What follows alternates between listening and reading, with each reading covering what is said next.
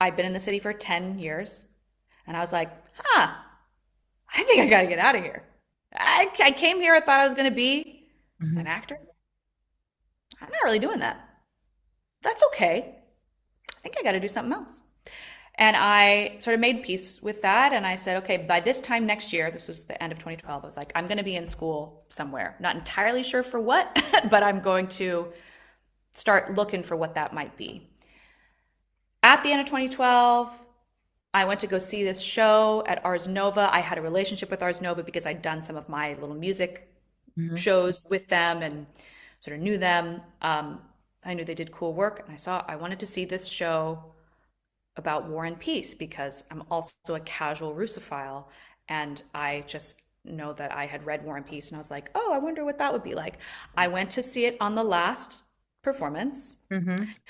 Um, and I didn't have a ticket. I was like, I'll just get a ticket when I go there. I'll just get there a little early and get a ticket from the box office. I got there like an hour early. Line for the box office was so long. There was no way I was going to get a ticket.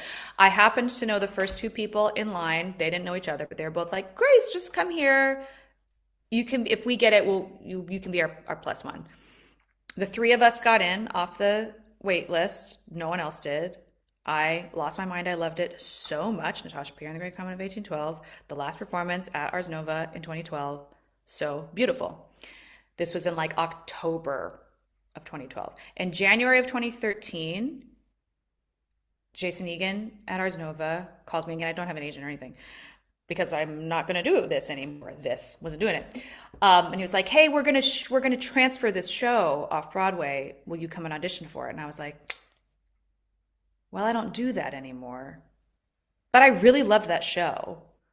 It would be nice to just go in there and sort of like say hi. I Mhm. loved your show."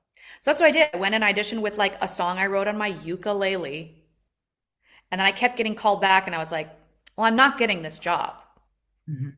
I'm not getting this job, but I can't tell them, no, I'm not going to go to your callback. So I'll go and I'll just be like, hey, I still like the show. I'm going to be somewhere else in school at some point.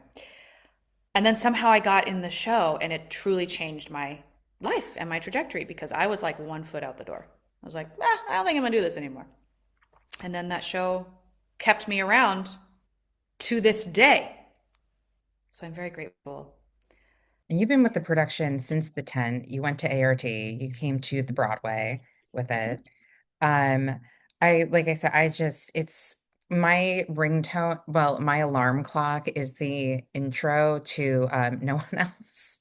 Oh, So good I wake up, yeah, morning. so I like wake up to the music like pretty much every day when I have to wake up to an Oh, alarm clock. So the show is sweet. just like super duper special. I saw it in the tent and I was just like immediately obsessed with it and just, yeah.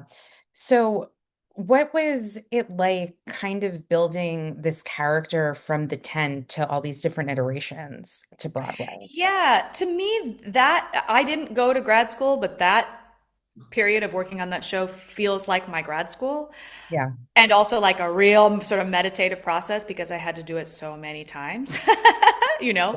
But I was working with really wonderful actors and Mhm. and really wonderful director. I love Rachel Chavkin so much, and a really wonderful composer, Dave Malloy, genius. Like it was just a great group of people.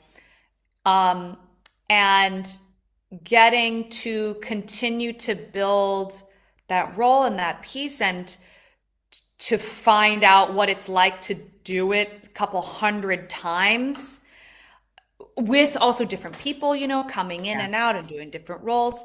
It just that kind of repetition strengthened a really important muscle. Being acting with really wonderful people strengthened a muscle, and also acting in a show that was already building on some skills that I already had, like because it's not a proscenium show, as you know, like it's an immersive show. We're in and around the audience.